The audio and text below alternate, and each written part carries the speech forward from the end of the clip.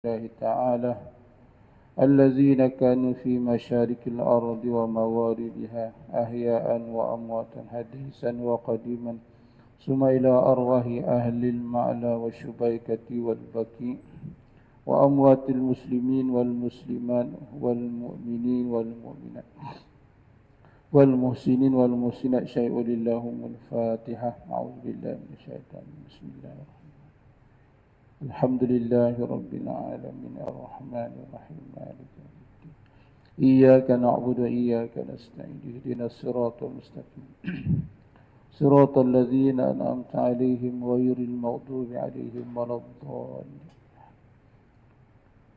بسم الله الرحمن الرحيم. الحمد لله رب العالمين والصلاة والسلام على أشرف الأنبياء والمرسلين وعلى آله وصحبه أجمعين. رب اشرح لي صدري ويسر لي أمري واحلل عقدة من لساني يفقهوا قولي.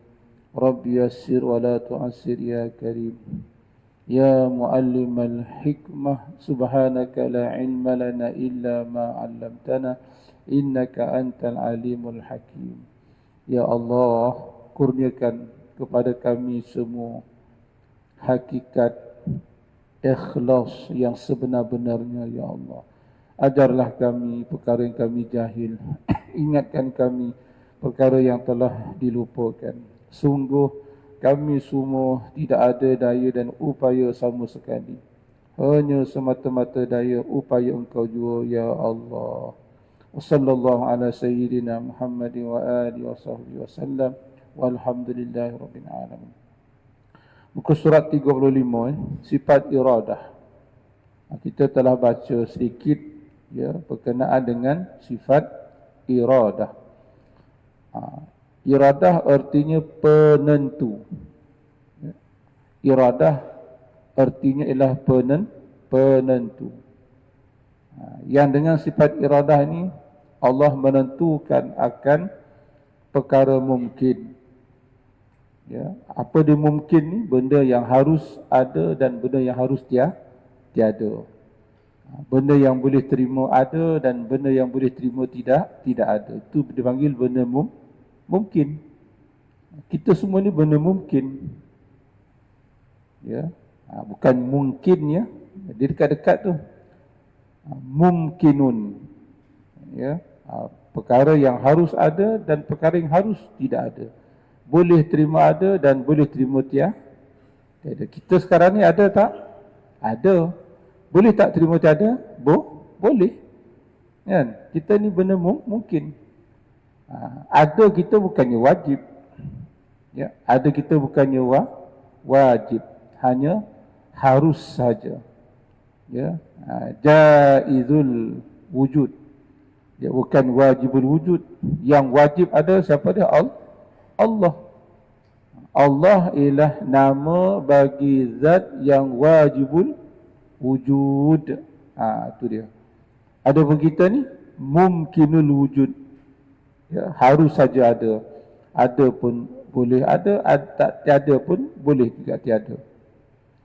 Jadi dengan sifat iradah ini Allah Ta'ala menentukan akan perkara yang mungkin itu dengan menentu itu dengan setengah, dengan sebahagian perkara yang harus atasnya. Ya, daripada mungkin mutaqabilat, iaitu segala mungkin yang berlawan-lawan, yang tidak berhimpun di dalam satu masa dan di satu tempat. Contoh macam mana? Kalau Allah dah menentukan ada, maka tiada tu tak ada lah. Boleh faham? Mengaji tauhid macam ni lah tuan-tuan. Jangan tidur, jangan khayal. Kalau tidak kan dia tak boleh nak fokus. Ya. Kalau Allah dah menentukan ada, maka tiada tu tak ada lah. Contoh macam mana? Allah menentukan pasangan yang berkahwin itu ada anak. Adalah anak. Ya, tidak ada anak tu tak berlaku. Yang adanya ada anak. Begitu juga sebaliknya. Ya, pasangan yang sudah berkahwin, Allah menentukan mereka ini tidak ada anak. Maka tidak adalah. Ya, ada tu tidak ada. Yang adanya ialah tiada anak. warna keumpamanya. Allah dah tentukan putih, tak adalah hitam. Kan? Kalau orang tu Allah dah tentukan kulitnya warna putih, bukanlah jadi hitam. Ataupun Allah dah tentukan satu orang tu kulitnya warna hitam, tak adalah putih. Ya. Ataupun segala jihah, segala arah. Ya. Kalau Allah tentukan dia tu berada di timur, tak adalah dia di barat, jangan carilah di barat, memang tak ada. Ya. Kalau Allah tentukan dia di selatan, jangan carilah di utara, tak jumpa. Understand? Itu dikatakan Allah menentukan, ya, akan perkara mungkin itu dengan sebahagian, bukannya semua, dengan sebahagian, ya, yang harus di atas dia. Ataupun tempat, kalau dah Allah tentukan kita ada di masjid, jangan carilah di rumah, tak jumpa lah. Ya. Sekarang ni kan Allah tentukan kita ada di mana sekarang ni, di masjid, jangan carilah di rumah, tak jumpa. Ya. Ataupun sebaliknya, kalau Allah dah tentukan dia ada di rumah, jangan carilah masjid, tak jumpa lah. Pusinglah atas bawah tu, bawah tak jumpa, tak ada di rumah. Begitulah contohnya lah. Jadi habis. Maka dari segi hukum akalnya mustahil lah. Ada mustahil. Dua perkara yang berlawan itu, ada dengan tiada tu serentak, itu mustahil. Macam mana pula orang tu ada dan orang tu tidak ada? Oh, tak boleh. Dia kena salah satu lah. Mustahil hukumnya dua perkara yang berlawanan. Ada dengan tiada. Kalau Allah dah tentukan ada, maka tiada tu tak ada. Ya. Dia tidak boleh dua benda yang berlawanan berada serentak dalam masa yang sama. Contoh, jika seorang itu, jika dia ada, Allah tentukan dia ada, maka ternafilah lawannya, iaitulah tiada. Ya. Begitulah juga sebaliknya. Mustahil hukumnya seseorang itu ada dan tiada secara bersamaan. Itu mustahil, habis. Kemudian ta'aluk sifat iradah ni apa dia? Ta'aluk sifat iradah. Ta'aluk ni lah ta'aluk taksis, menentukan pada azali, sedia kala. Ya, minyak naik, ya. Apa yang berlaku, yang baru-baru ni, yang terbaru dekat mana? Di Kota Baru kan. Seorang ustazah. Dikatakan dia tertekan pedal tekan minyak tu sehingga dia langgar dua orang anak murid, dua orang pelajar. Salah seorangnya meninggal dunia di tempat kejadian dan seorang lagi dalam keadaan cedera parah. Kita doakan yang baik-baik, kesian ni kan, ya. Kalau sungguhlah bagai yang dikata, memang kesian sungguhlah. Dengan cerita nak dipenjara 10 tahun ke apa, ya Allah, nanya tuan-tuan, ya. Dia tak berapa lama nak tension dah. Itu kalau tak betul-betul tenggelam dalam memandang taksi iradah, memang akan jadi trauma sungguh. Ya. Kalau tak balik betul-betul benda ni kepada Allah, tak pulangkan balik pada Allah, tak kembali balik pada Allah, tak pandang kepada taksis penentuan Allah pada azali, oh bahaya. Ya, takut stres dan sebagainya.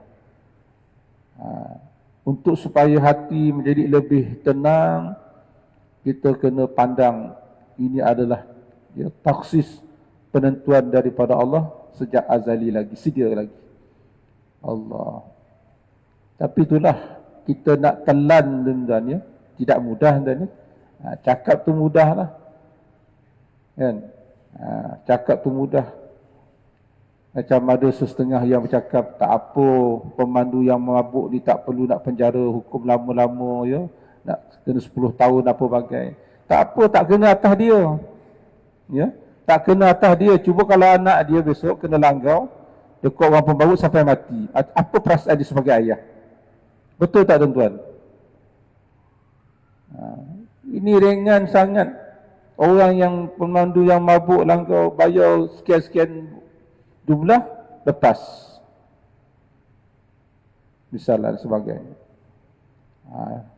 Itu tak kena atas keluarga dia sendiri. Cuba kalau kena anak dia sendiri, kena langgar mati. Tak mengamuk dia. Allah Akbar. Dan ini ustazah tu bukan dia sengaja, kalau betul lah ya, dia terpijak, tertekan pedal minyak. Allahumma salli ala sayyidina Muhammad. Jadi ta'alluq sifat iradah itu ialah taksis, menentu. Ya. Sedia kala lagi. Ya, lagi pula sesuai dengan ilmu. Dengan sifat ilmunya Allah Subhanahu wa taala. Maka sifat iradah dia tidak bertakluk kepada perkara yang wajib ataupun perkara yang mustahil. Nak takluk apa lagi? Allah Ta'ala dengan segala sifat-sifat kesempurnaan dia sedia ada qadim. Nak menentukan apa lagi, tak payah tentu dah. Boleh faham tadi? Jadi takluk kerja, peranan, fungsi. Ya. Kesan sifat iradah penentu tu dia hanya berlaku ke atas perkara yang mungkin sahaja, yang harus saja. Dia tidak berlaku kepada perkara yang wajib pada akal. Seperti ya, sifat Allah Ta'ala, wujud Allah Ta'ala sedia. Apa nak ditentukan lagi? Dah benda dah wajib ada. Apa tadi? Jadi sifat iradah dia tidak berkait, dia tidak bertakluk kepada perkara yang wajib. Begitu juga perkara yang mustahil pada akal. Apa contoh perkara mustahil? Anak bagi Allah Ta'ala, anak bagi Tuhan, adakah? Ya, apa hukumnya anak bagi Tuhan tu? Itu hukumnya mustahil. Lam yalid walam yulad. Kok lah orang tanya, tak boleh ke Allah nak menentukan bahawa ada baginya anak bagi dia ataupun isteri bagi dia? Tak boleh, sebab benda itu masuk dalam perkara yang mustahil. Sedangkan sifat ta'alluq dia tak bekerja pada perkara yang mustahil pada akal. Boleh faham ya? Jadi sifat kudrah dan iradah dia hanya bertakluk kepada perkara yang harus, perkara mungkin sahaja. Ya, dia tidak bekerja, tak bertakluk kepada perkara yang wajib dan perkara yang mustahil. Sama juga kalau orang tanya, Allah ni tak kuasa ke nak buatkan anak ataupun pasangan untuk dia? Tanya dia dulu. Anak bagi Allah Ta'ala Tuhan ni, isteri tu, apa hukumnya? Mustahil. Maka kudrah dan iradah dia tak bekerja pada perkara yang mustahil. Jadi kudrah dan iradah secara khusus dia hanya bertakluk kepada perkara yang harus, perkara yang mungkin sahaja. Habis.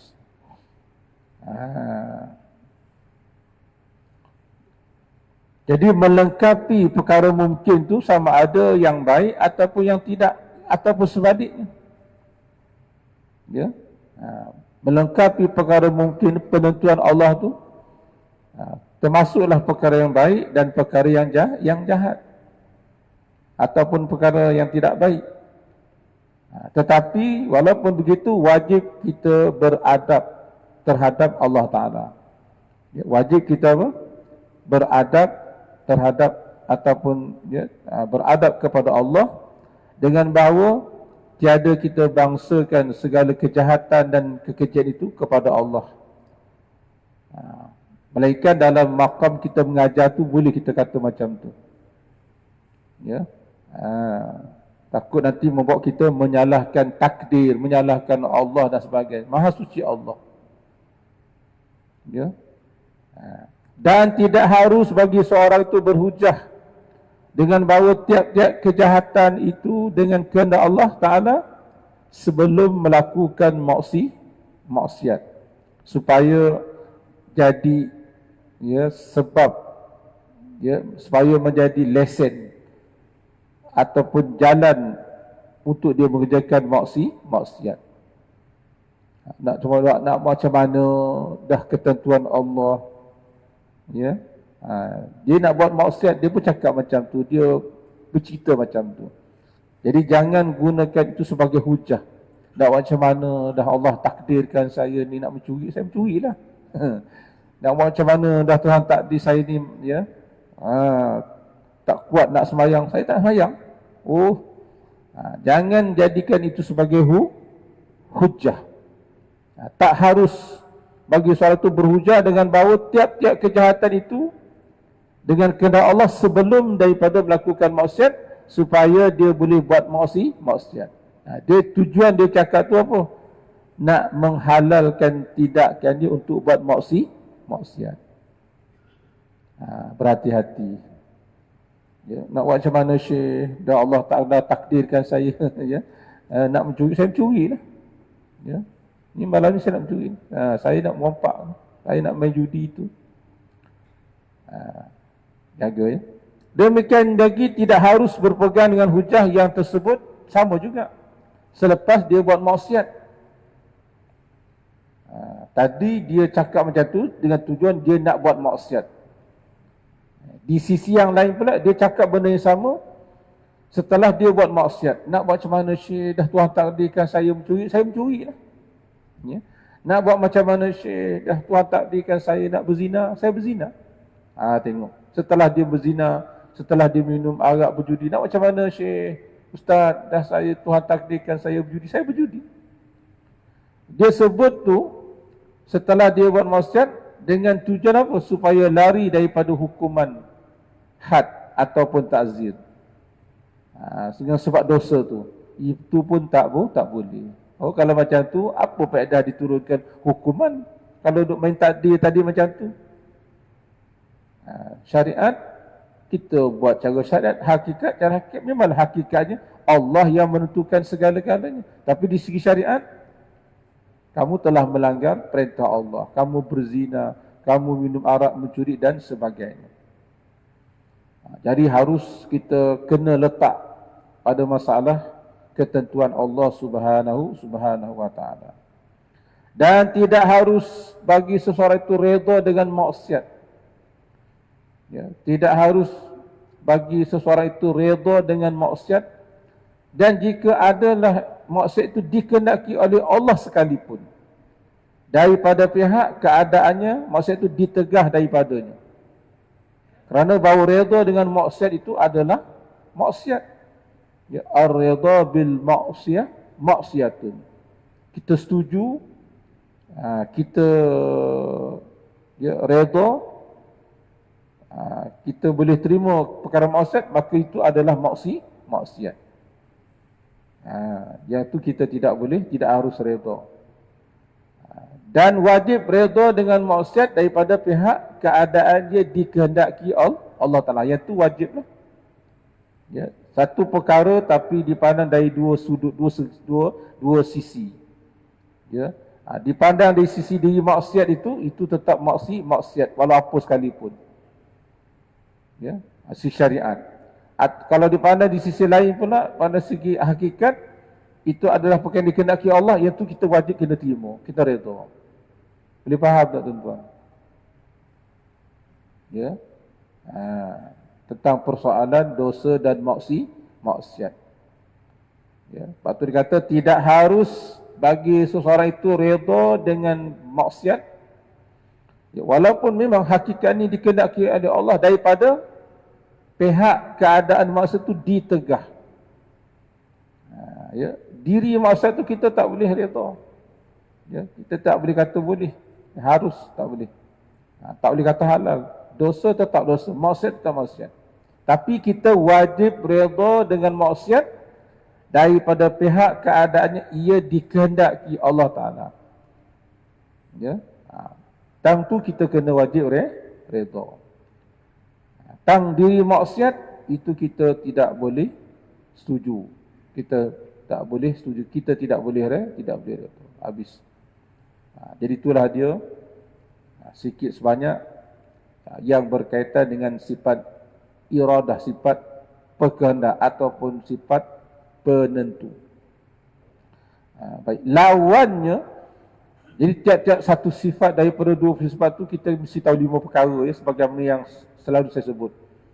Ya, nama sifat yang wajib itu, erti sifat, yang ketiga makna sifat, yang keempat sifat yang berlawanan dengan sifat yang wajib. Kita nak masuk sini.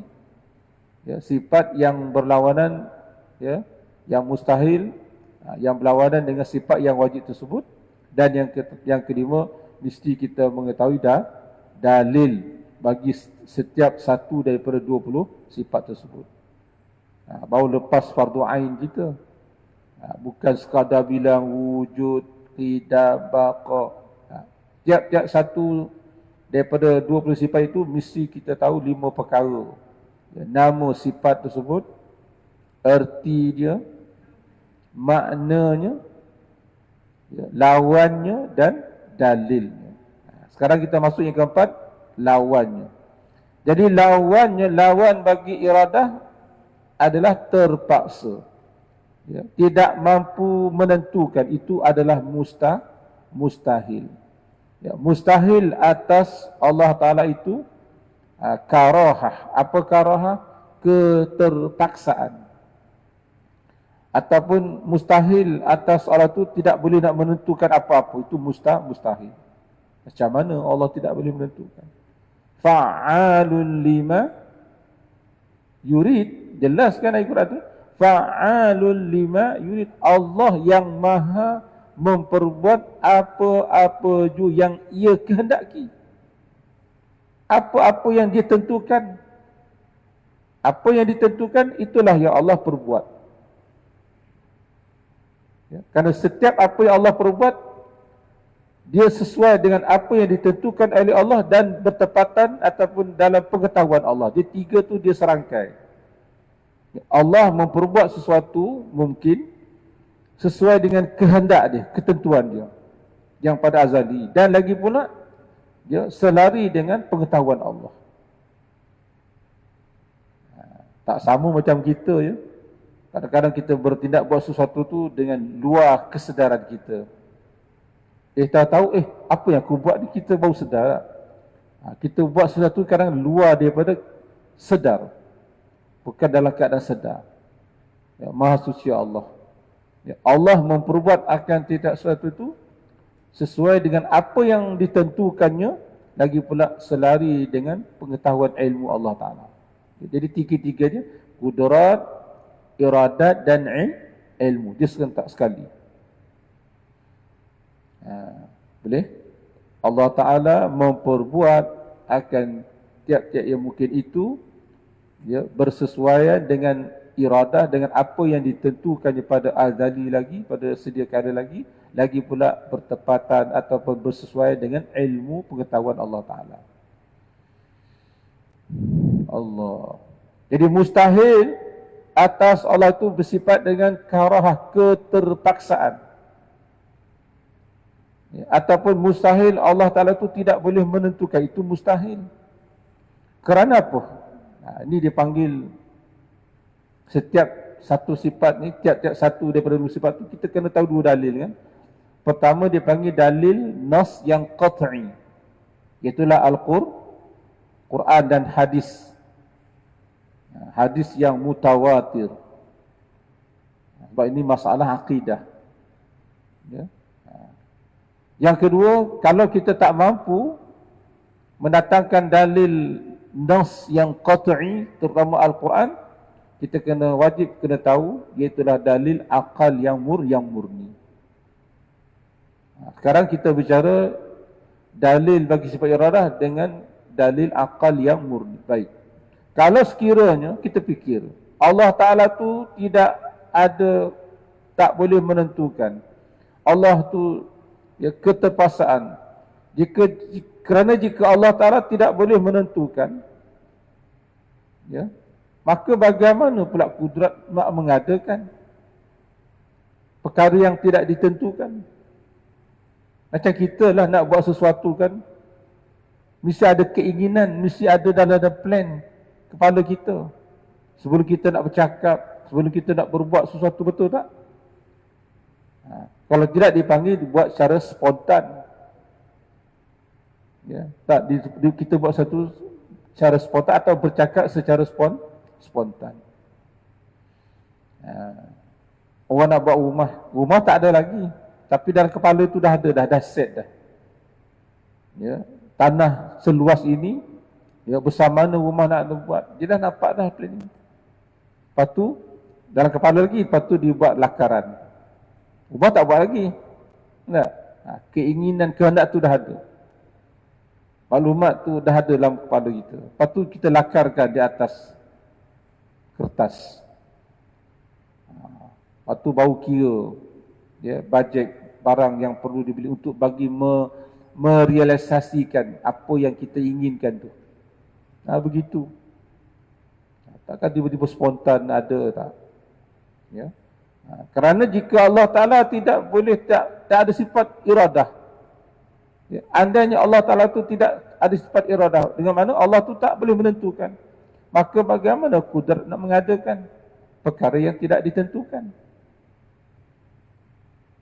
Ya. Orang yang hebat, orang yang berjaya, mereka ada planning, mereka ada perancangan. Mana boleh buat kerja secara kebetulan, secara spontan, tidak boleh. Itu bukan cara orang yang berjaya. Betul tak tuan-tuan? Boleh terima tak? Kan? Orang yang berjaya, orang yang hebat, dia ada planning. Ada plan A, ada plan B, ada cara-caranya. Jangan kita pernah berputus asa. Ini sekarang ni zaman gawat ekonomi tuan-tuan ni. Banyak orang jadi tertekan. Dan saya tengok dalam surat khabar baca tadi, sampai bulan Mac ni dah ribu orang yang kena diberhentikan kerja tuan-tuan. Bayangkan. Negeri yang paling tinggi sekali kadar diberhentikan kerja di Selangor, Kuala Lumpur. Siadan ya. Jangan kita putus asa. Kita doakan mereka bersabar dengan ujian ini. Ya, mintalah, berendah dirilah, pasrah kita pada Allah, minta pertolongan, bantuan daripada Allah. Ya. Rezeki itu tak pernah salah alamat. Tinggal lagi kita disuruh oleh Allah berusahalah. Ikhtiar, usaha dan ikhtiar. Ikhtiar itu pilihan. Ya. Buat. Jangan hanya semata-mata menunggu dan menanti peluang. Kita kena cipta peluang dan cari peluang. Jangan semata-mata menunggu. Orang yang dah ada pekerjaan, kerjalah betul-betul. Ya. Sebab sekarang ni nak cari kerja susah, tidak mudah. Kalau dah dapat tu, jagalah betul. Walaupun gaji tak sempat, tapi syukur. Di samping tu, kalau ada rezeki, carilah sumber-sumber pendapatan yang halal yang lain untuk menambah rezeki. Ya, silakan, tak ada masalah. Hubungan kita dengan Allah jangan putus. Rajin-rajin baca surah Al-Waqi'ah. Itu di antara surah Al-Waqi'ah ni. Baca surah Al-Waqi'ah. Saya masa dulu di Tarif di Hadramaut dulu, boleh katakan sebahagian besarnya di sana, kalau di masjid-masjid lepas mayang asar, mereka baca surah Al-Waqi'ah. Mereka baca surah Al-Waqi'ah macam baca surah Fatihah tu kan. Kita kalau nak baca surah Al-Waqi'ah terpaksa buka Quran. Dia dah hafal. Tuan-tuan ni? Itu di antara setengah daripada amalan untuk supaya rezeki kita tak putus-putus.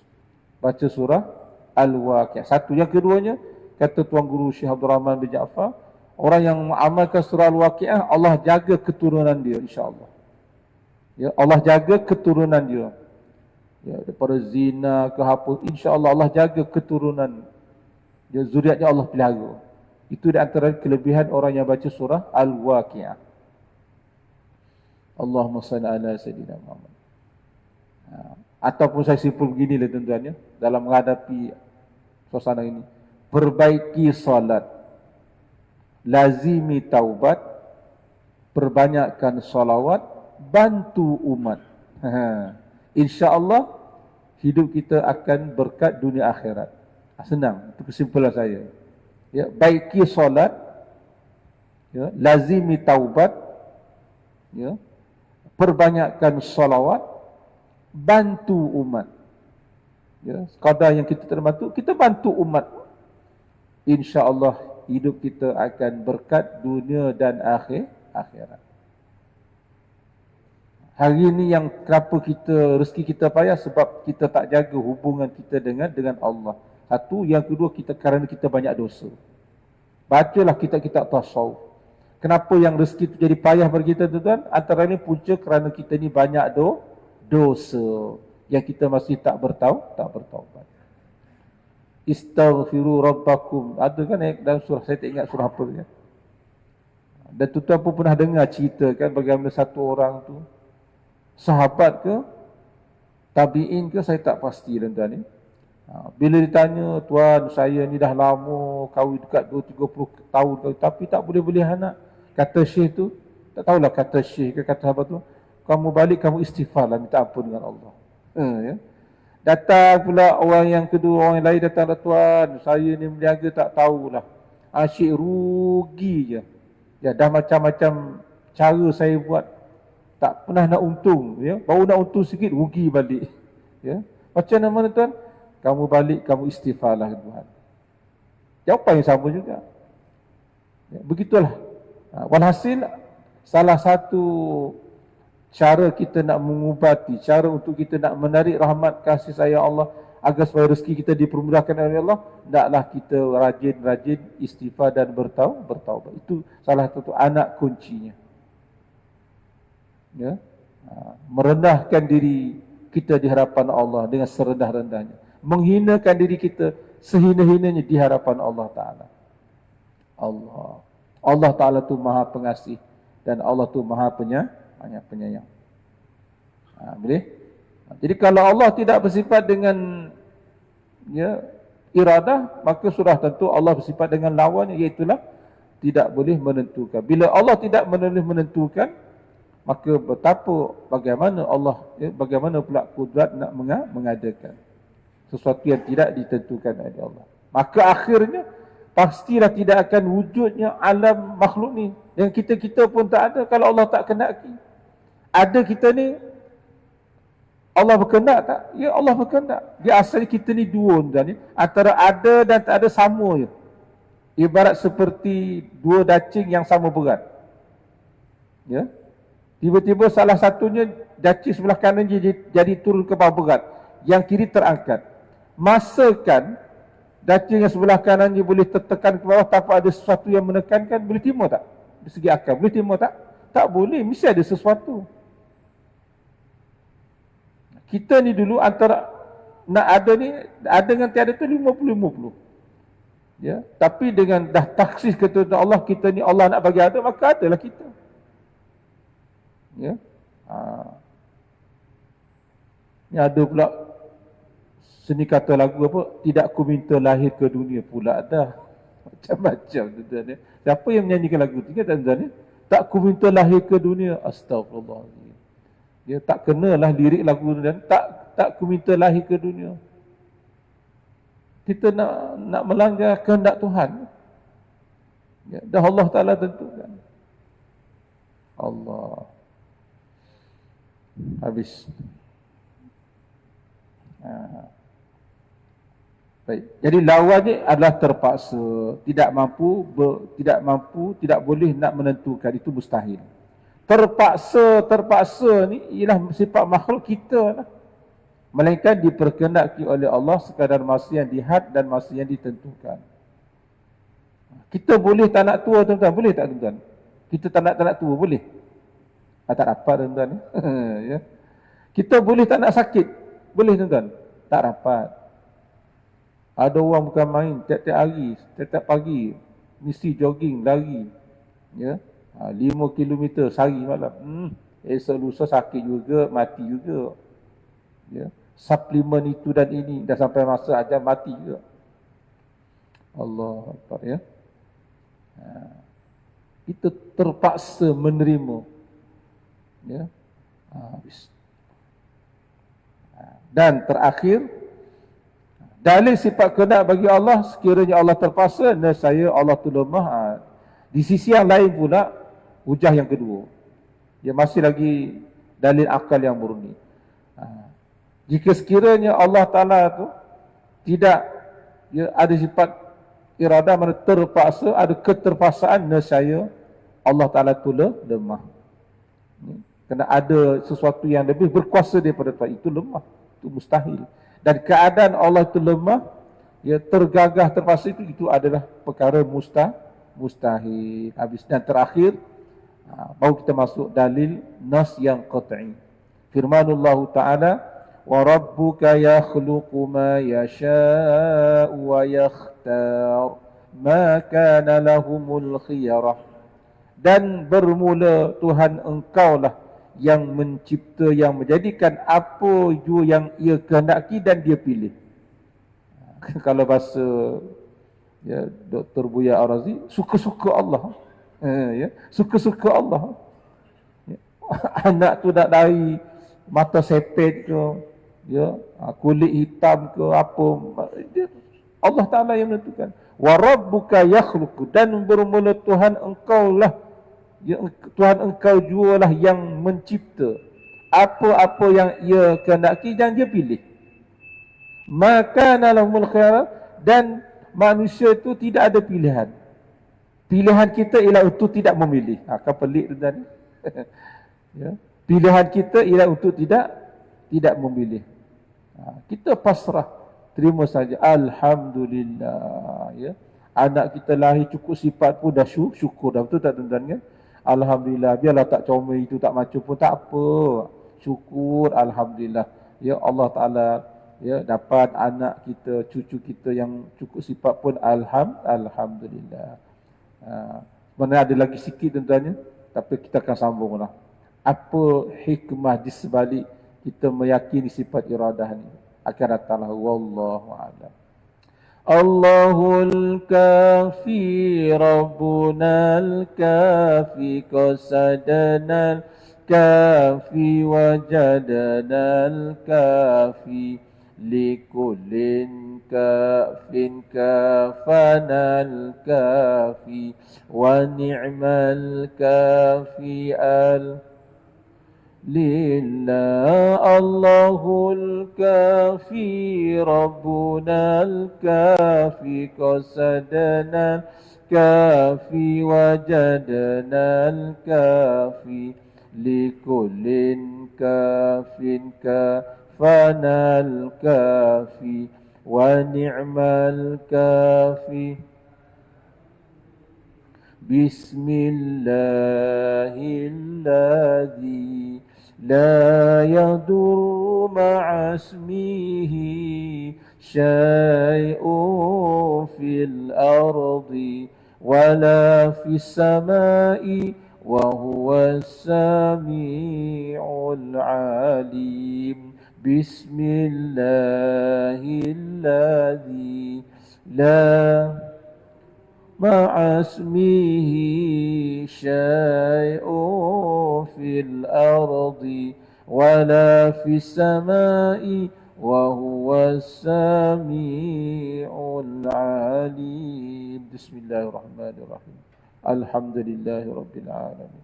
Wassalatu wassalamu ala asyrafil anbiya'i wal mursalin wa ala alihi wa sahbihi ajma'in. Ya Allah, peliharalah saki bagi umur yang masih ada kepada kami semua ini, yang kami pun tidak tahu berapa lama Engkau memberi peluang untuk kami hidup selepas daripada ini. Ya Allah, dalam keadaan boleh jadi ada di kalangan keluarga yang tercinta, sahabat anda dan jiran tetangga kami yang mana mereka telah pun pergi buat selama-lamanya. Ya Allah, maka Engkau cucurilah ke atas roh-roh mereka semua dengan cucuran rahmat, kasih sayang, kelemah lembutan serta pengampunan daripada Engkau. Ya Allah, begitu banyak nikmat yang Kau berikan kepada kami semua. Nikmat hidup, nikmat sihat, nikmat harta, nikmat masa lapang dan nikmat keamanan yang sepatutnya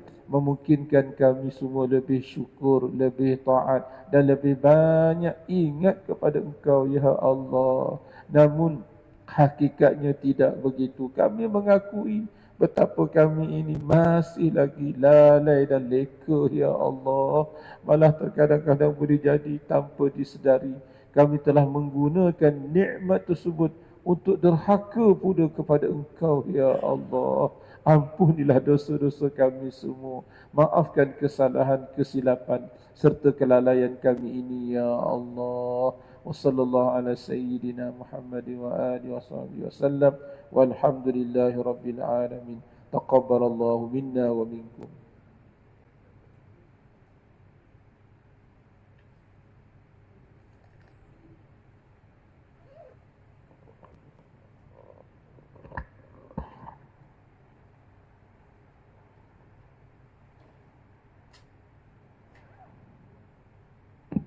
اللهم صل على سيدنا محمد وعلى آل سيدنا محمد. الله يا كريم.